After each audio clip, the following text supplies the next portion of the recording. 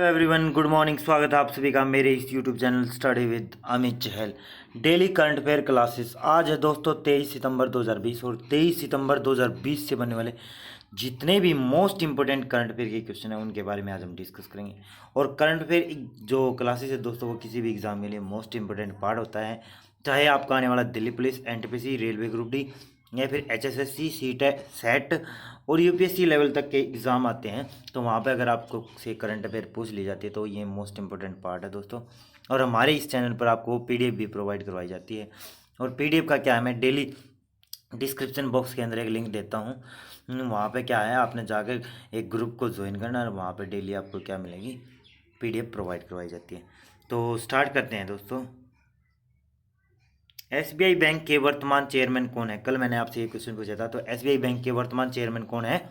रजनीश कुमार। रजनीश कुमार वर्तमान में क्या है, चेयरमैन है भाई स्टेट बैंक ऑफ इंडिया, जो कि भारत का सबसे बड़ा सहकारी बैंक है। क्लियर ना? उसके बाद बात करेंगे फर्स्ट क्वेश्चन आज का हमारा, हाल ही में केंद्र सरकार ने कितनी रबी की फसलों के लिए न्यूनतम समर्थन मूल्य यानी एमएसपी में बढ़ोतरी की है? तो रबी की फसल है भाई, कितनी रबी की फसलों पे जो एमएसपी को इंक्रीमेंट कर दिया, तो कितनी भाई? छः रबी की फसलों पे क्या है, एमएसपी को इंक्रीज कर दिया। अब ये एमएसपी क्या होता है इसके बारे में बात करेंगे। दरअसल एमएसपी की फुल फॉर्म होती है minimum support price. Minimum support price होती है इसकी फुल फॉर्म। इसका मतलब क्या होता है, सरकार किसी भी फसल की क्या है पहले ही क्या है कि जो मिनिमम, अगर इससे कम तो हम खरीदेंगे ही नहीं, एक मतलब वो जारी कर देती है, एक प्राइस जारी कर देती है, तो उसको बोलते हैं एमएसपी। तो छः फसलों के लिए जो एमएसपी तैयार किया गया है सरकार के द्वारा, जो केंद्र सरकार के द्वारा, तो कौन कौन सी फसल हमें बात कर लेते हैं। गेहूँ, चना, मसूर, सरसों, सूरजमुखी और ज्वार। ये छः फसलों के लिए क्या है, एमएसपी तय किया गया है केंद्र सरकार के द्वारा। क्लियर है? और ये जो एमएसपी है 50 से 300 रुपये की बढ़ोतरी हुई इसमें, ठीक है ना? 50 से 300 रुपये की बढ़ोतरी हो गई है इसके अंदर, एमएसपी के अंदर। क्लियर है? जैसे कि कुछ तय कीमतें होती हैं, जैसे कि 1500 रुपये प्रति क्विंटल, उसके हिसाब से 1600 रुपये प्रति क्विंटल, उसके हिसाब से जो क्या है एमएसपी तय किया जाता है। क्लियर ना? ऑल अराउंड सब कुछ, मतलब डिमांड कितनी है, सप्लाई कितनी हो रही है, उसके हिसाब से सब कुछ मेजर करके ये एमएसपी क्या है तय किया जाता है। क्लियर ना? तो ये छः फसलों के लिए क्या है, एक फिक्स एमएसपी तय कर दिया गया, 20 से कम तो हम खरीदेंगे ही नहीं, ठीक है ना? और इसमें इंक्रीमेंट हुआ है अब की बार, सरकार ने जो करा है 50 से 30 के बीच, 300 रुपये के बीच में। क्लियर है? मतलब जो अलग अलग फसल के हिसाब से जो इंक्रीमेंट हुआ है। क्लियर भाई? तो ये मतलब सरकार ने एक बिल पास किया है जिसके तहत एमएसपी को इंक्रीमेंट कर दिया छः फसलों को। अब रबी फसल आए तो रबी की फसल के बारे में बात करें तो भाई तीन होते हैं भाई, रबी की फसल और खरीफ की फसल और जायद की फसल, ठीक है ना? रबी की फसल के बारे में अगर बात करें, ये बोई जाती है भाई ये नवंबर दिसंबर महीने में, ठीक है ना? और ये अप्रैल मार्च मई के अंदर काटी जाती है, ठीक है ना? जैसे कि गेहूँ हो गया भाई एग्जाम्पल, फॉर एग्जाम्पल। और जो वो खरीफ की फसल है वो बोई जाती है भाई जून से सितंबर महीने में, जून से सितंबर महीने में बोई जाती है और नवंबर दिसंबर में काटी जाती है। जैसे कि आपका जो ये हो गया भाई चावल हो गए, जो क्लियर ना, चावल ज्वार की खेती होगी इस टाइप से। क्लियर ना?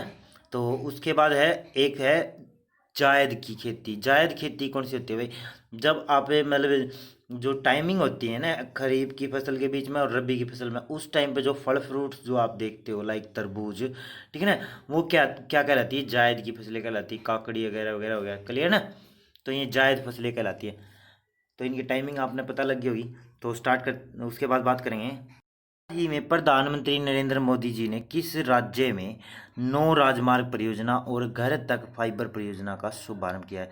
तो भाई नौ राजमार्ग और जो घर तक फाइबर परियोजना का प्रारंभ किया है किस राज्य के अंदर? बिहार के अंदर।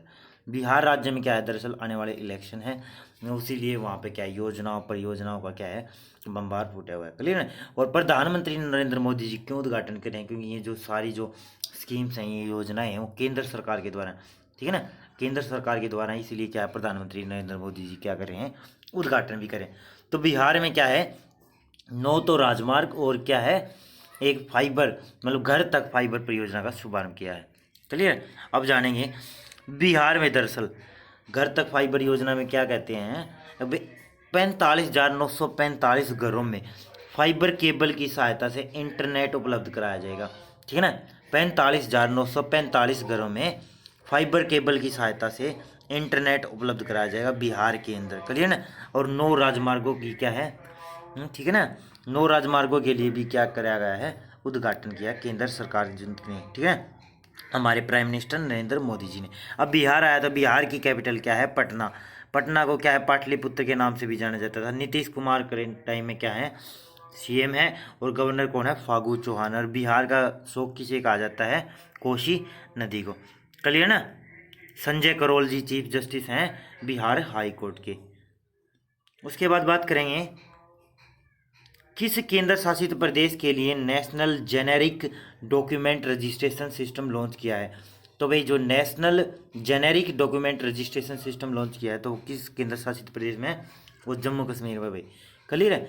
जम्मू कश्मीर में क्या है, जेनेरिक डॉक्यूमेंट रजिस्ट्रेशन एक सिस्टम स्टार्ट किया, लॉन्च किया है। इसके अंदर क्या होता है दोस्तों, ध्यान से समझना। भाई जो आपकी जो ये पुश्तैनी ज़मीन होती है, ठीक है ना, जो पूर्वजों की जो ज़मीन होती है, या जो आपका घर है, या कोई भी आपसे रिगार्डिंग कोई ज़मीन है, तो उसका क्या है, एक ऑनलाइन वेरिफिकेशन होगी भाई, ठीक है ना। ऑनलाइन वेरिफिकेशन होगी, यानी ऑनलाइन क्या आपने दोबारा से रजिस्ट्रेशन करवाना पड़ेगा उस ज़मीन का, ठीक है ना। तो जम्मू कश्मीर जो केंद्र शासित प्रदेश है उसमें ये जो लॉन्च किया गया है इस सिस्टम को, क्लियर ना। इससे पहले ये पंजाब महाराष्ट्र जैसे राज्यों में भी क्या है, लागू किया जा सकता है। और बहुत सारे जो राज्य हैं लाइन में लगे हुए हैं, ठीक है ना, वो भी क्या लाएंगे, इस सिस्टम को उस राज्य के अंदर लॉन्च करेंगे, क्लियर ना। जिसके तहत क्या है, ऑनलाइन जो जेनेरिक डॉक्यूमेंट रजिस्ट्रेशन होगा, ठीक है ना, ज़मीनों का, क्लियर है। और जम्मू कश्मीर आया, जम्मू कश्मीर के बारे में बात करें, ये भाई धारा 370 और 35A को के लिए एक बिल पास हुआ 5 अगस्त 2019 के अंदर। उसको हटा क्या कराया, उसके तहत धारा 370 और 35A को हटा के जम्मू कश्मीर से जम्मू कश्मीर का एक अलग से जो राज्य का दर्जा मिला था, दोहरी नागरिकता प्रणाली, उसको हटा दिया। और वहाँ को उसको क्या बना दिया, केंद्र शासित प्रदेश बना दिया। जम्मू कश्मीर से 2 हिस्से बांट दिए, जम्मू कश्मीर और लद्दाख, और उन दोनों को ही क्या बना दिया, नए केंद्र शासित प्रदेश बना दिया बांट के, क्लियर है। और जम्मू कश्मीर जब केंद्र शासित प्रदेश बना तो उसके पहले लेफ्टिनेंट गवर्नर बने भाई ये गिरीश चंद्र मुर्मू जी। और फिलहाल में कौन है, मनोज सिन्हा जी, क्लियर है।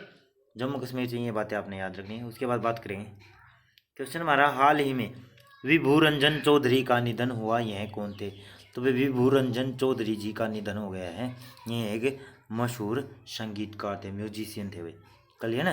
डायरेक्ट आपसे क्वेश्चन पूछेगा, विभू रंजन चौधरी जी जो थे ये कौन थे, तो ये संगीतज्ञ हुए हैं, महान जो म्यूजिशियन हुए हैं, क्लियर, भारत के अंदर, ठीक है, चेक कर लेना आप इसके बारे में। तो संगीतज्ञ थे ये महान विभू रंजन चौधरी। उसके बाद बात करेंगे क्वेश्चन हमारा, हाल ही में इटालियन ओपन टेनिस टूर्नामेंट 2020 को किसने जीता। इटालियन ओपन टेनिस, ध्यान रखना भी, टेनिस का किताब है कभी, इटालियन ग्रैंड प्रिक्स जो फार्मूला 1 रेस थी, कार रेसिंग, उससे लिंक कर लो, कर लिया ना। ये क्या है, इटालियन ओपन टेनिस टूर्नामेंट को 2020 को किसने जीता, तो ये जीता है नोवाक जोकोविच ने। नोवाक जोकोविच ने इस खिताब को जीत लिया है, इटालियन ओपन टेनिस टूर्नामेंट को, क्लियर है। अब बात करें, ये है जो नोवाक जोकोविच हैं, ये सर्बिया के खिलाड़ी हैं। और जो इस साल का 2020 का जो ऑस्ट्रेलियन ग्रैंड प्रिक्स हुआ है, ऑस्ट्रेलियन जो ओपन टूर्नामेंट हुआ है, ठीक है, ओपन टेनिस टूर्नामेंट हुआ है, ग्रैंड स्लैम हुआ है, ठीक है ना, उसको किसने जीता था, नोवाक जोकोविच ने ही जीता था, क्लियर है।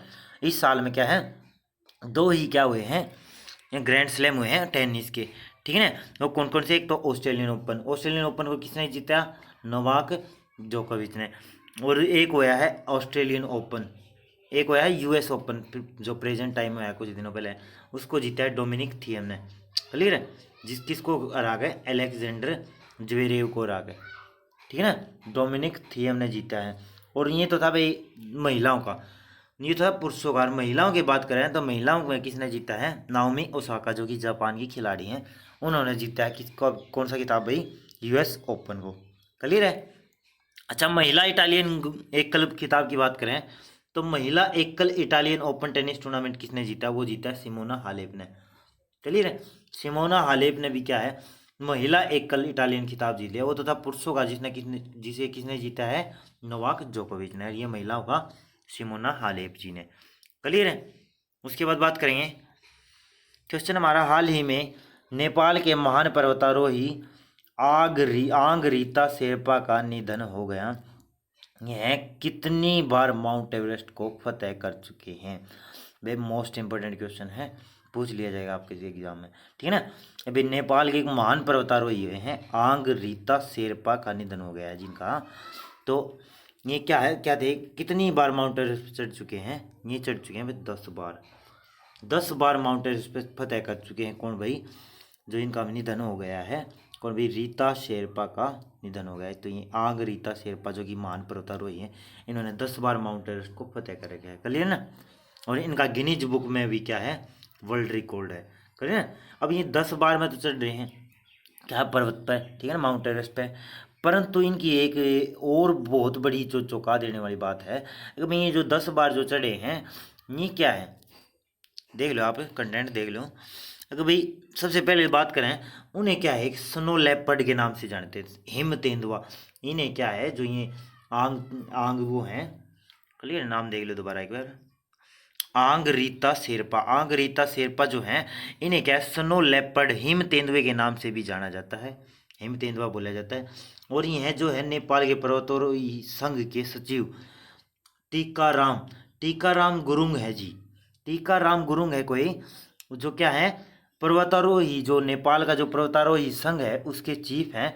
उन्होंने क्या बोला है, आंग रीता शेरपा जो क्या है, एक महान पर्वतारोही थे, ठीक है ना, एक महान पर्वतारोही थे।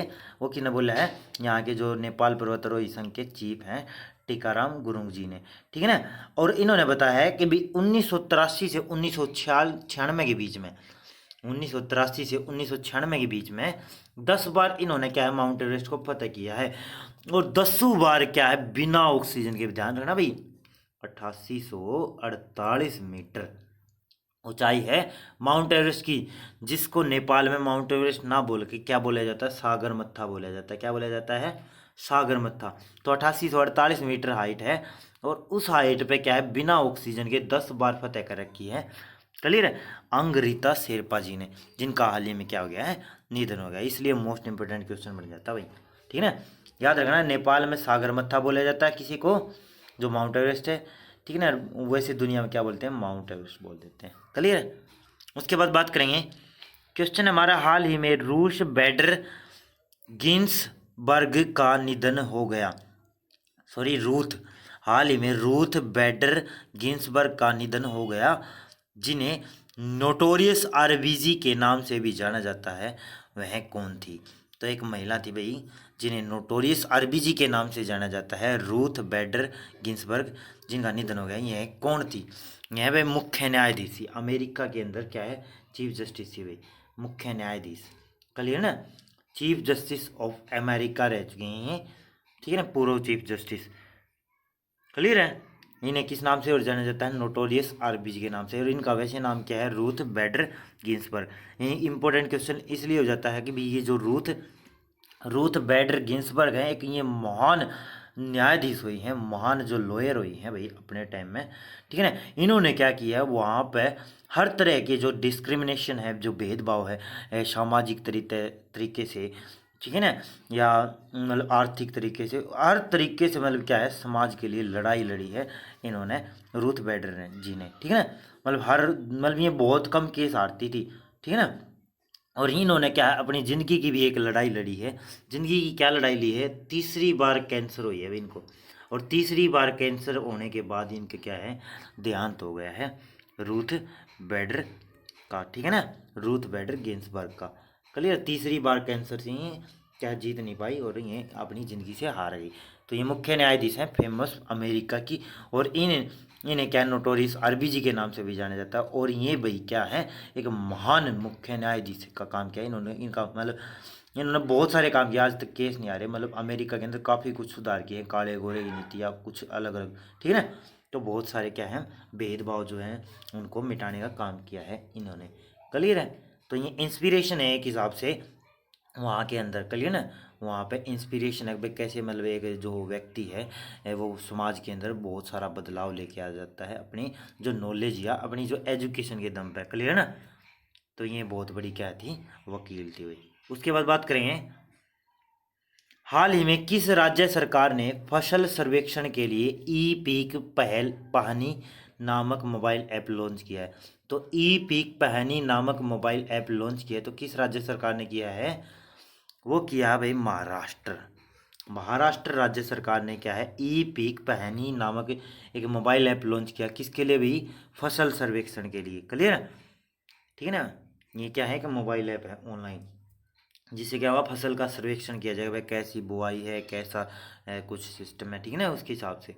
तो महाराष्ट्र के बारे में बात करें, महाराष्ट्र की कैपिटल है भाई मुंबई, जिसे क्या बोला जाता है, सपनों का शहर, ठीक है, गेटवे ऑफ इंडिया। और भारत की आर्थिक राजधानी भी कौन सी है? मुंबई, क्योंकि यहीं पर आरबीआई का भी और बहुत सारे बैंकों का क्या है, हेडक्वार्टर है मुंबई के अंदर। क्लियर है?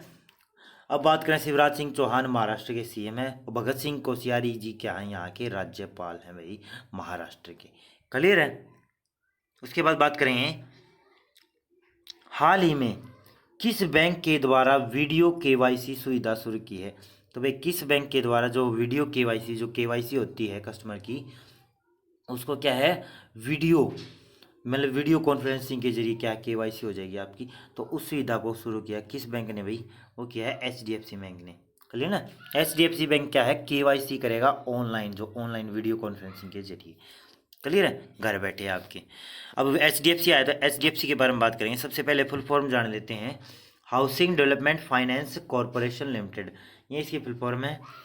फाउंडर की बात करें तो हसमुख भाई पारेख यहाँ के जो फाउंडर थे एचडीएफसी बैंक के, जिसकी स्थापना क्या हुई, अगस्त 1994 के अंदर हुई हुई, ठीक है ना। मुंबई में हेडक्वार्टर है, मैंने बताया ना बहुत सारे बैंकों का हेडक्वार्टर कहाँ पे है, मुंबई के अंदर। और आदित्य पुरी फिलहाल में हेड हैं, सीईओ हैं, किसके भाई? एचडीएफसी बैंक के। क्लियर है? और केवाईसी जो वर्ड आया उसकी फुल फॉर्म होती है नो योर कस्टमर, ठीक है ना, नो योर कस्टमर। उसके बाद बात करेंगे, क्वेश्चन हमारा, हाल ही में किस देश में टेडी नामक चक्रवाती तूफान आया है? तो भाई टेडी नामक एक चक्रवाती तूफान आया है, ठीक है ना, उष्णकटिबंधीय तूफान है ये, जो कि कहाँ पर आया है? बरमूडा।